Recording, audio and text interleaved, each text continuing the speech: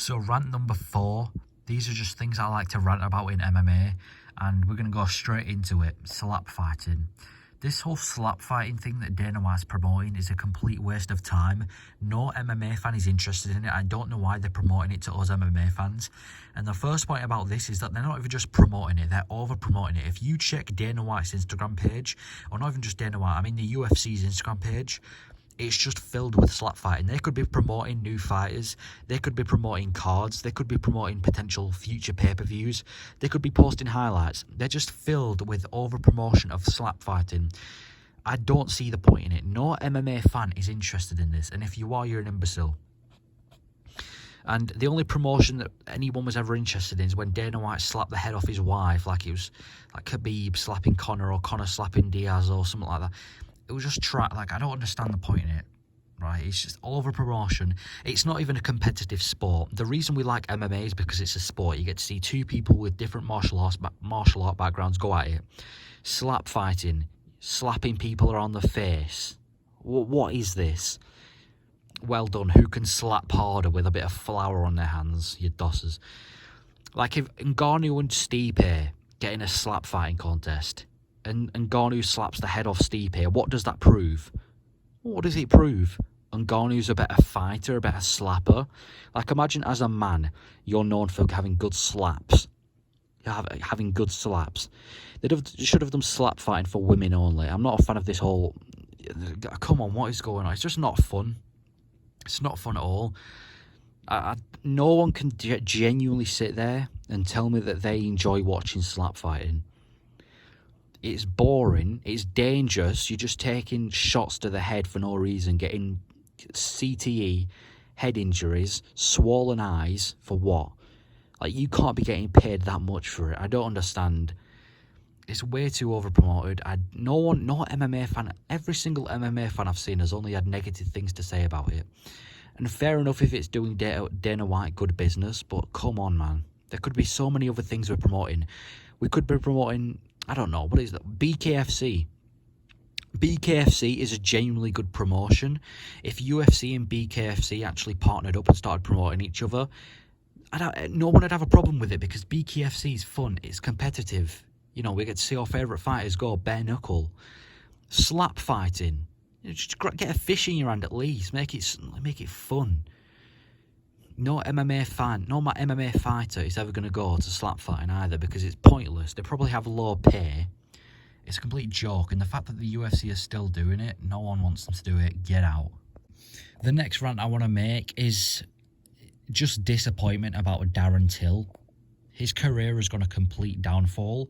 He came in the UFC, and I believe he was a 16-0, maybe 17-0, maybe even 8. I think it was 18-0 at one point. I was 17-0 and 18-0, undefeated.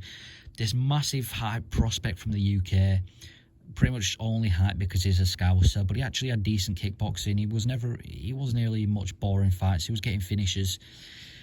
And his career has just got a massive downfall. Losses to Whittaker, Masvidal, Woodley, Dricus du Plessis, Derek Brunson, and he barely beat Gastelum, I mean, let's be honest. So he fights Whittaker, and we actually had hope in that fight. I know this isn't in the correct order, but right, let's start with Masvidal. First, he gets knocked unconscious by Masvidal. Fights for the belt against Woodley, gets dominated in every fashion. Fights Whittaker, actually put up a decent fight considering how dangerous Whittaker is. Fights Brunson, which should have been an easy win for him. Gets wrestle fucked. Then he goes to train with Khamzat Chimaev, and I think every MMA fan is so confused. We watched Khamzat Chimaev and Darren Till coach for like 8 months straight. We were expecting Darren Till to be like some next Dagestani Scouser. Fights du Plessis, looks terrible.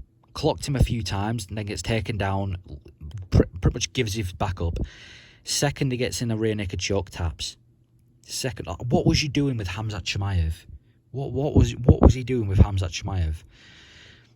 And bigger question, what does he do now? I'm not a big Darren Till fan, but I'm a fan of him because I've got to support him in some way. I mean, he's British, he's my blood. He's not my blood. He's definitely not my blood. But what does he do now? He's posting things on Twitter about boxing. Who's he going to box? You're going to do some influencer boxing cards? I mean, you've gone from the UFC potentially being a title contender to boxing on influencer boxing cards. That's a downfall. Who you gonna box? Mike Perry? I mean, to be fair, that wouldn't be a bad shout, but I think Mike Perry beats him in bare knuckle boxing. So unless he's just trying to get his name up there, there's not much routes he can go to for a long-term career. And it was pretty funny as well, when the lead up to the Brunson fight, there's interviews with Masvidal, he kept saying to himself, lad, I'm going to be the next Muhammad Ali, I'm going to be the next fucking, what was he saying, I'm going to be the next Mike Tyson, I'm going to be a household name, I'm going to be a fucking household name, talking like it's going to be some household name, and now he's only known for that. It's actually sad. He genuinely thought he was going to be like the next Muhammad Ali, loses to Dricus du Plessis. And he's just on Twitter all the time, man, now. He doesn't really have a job. He's just on Twitter all the time, reposting and retweeting things. It's such a downfall of a career. Genuinely just want to see him get back in there. Quite disappointed. Rest in peace, Darren Till. Final rant is about another career downfall, Conor McGregor. I'm not going to do an accent for Conor McGregor because it's the most overused accent ever. Starting off with the allegations, I'm just going to get it out of the way. I don't know what's going on, but these allegations aren't a good look. It's not the first time we had an allegation of, like, abusing women. I don't know what's going on. Allegations in the way, just putting dirt to his name, really. Anyway, can't pass a drugs test. I was actually hyped to see Michael Chandler versus Conor McGregor at the start of this year when it got announced. And the fact that he can't pass a drug test, he's clearly on some sort of steroids. He's got to be on steroids. On his body transformation as well. I mean, it's not even just steroids he's on coke as well. Every interview you see him is sniffing coke or drinking alcohol, proper 12, proper Irish whiskey. It's just not looking good for him, man. He's just a shell of what he was in the past, and he's losing a lot. Breaks his leg to Dustin Poirier, gets knocked out by Dustin Poirier. Every casual fan knows him from getting bummed by Khabib.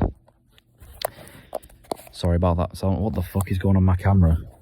Sorry. Anyway, 0-6 on the Ultimate Fighter as well. 0-6. Not one of his fighters, I believe, won on the Ultimate Fighter. I mean, what? He's come back to MMA as the coach. Biggest comeback in UFC history. 0-6. And he had the prospects as well, which was meant to be the easier people. He had the prospects. Not one of his fighters won. Not a single one of his fighters won.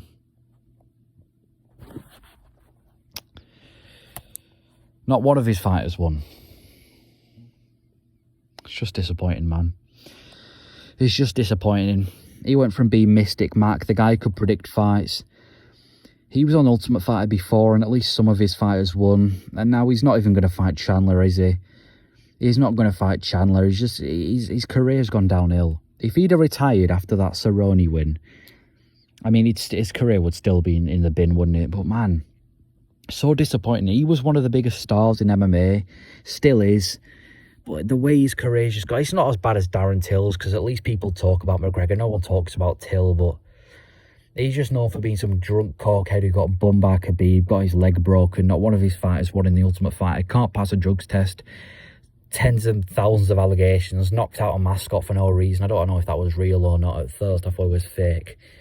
Knocked out a mascot. I don't know what's going on with him, man. He's on Twitter Space trying shit about fucking True Geordie. I mean, come on. True Geordie. It's not a good look for him. Anyway, that's my fourth rant. It's just annoying, innit? We've got Slapfighting, no one wants to see it. And the downfall of McGregor and Till, just a bit sad.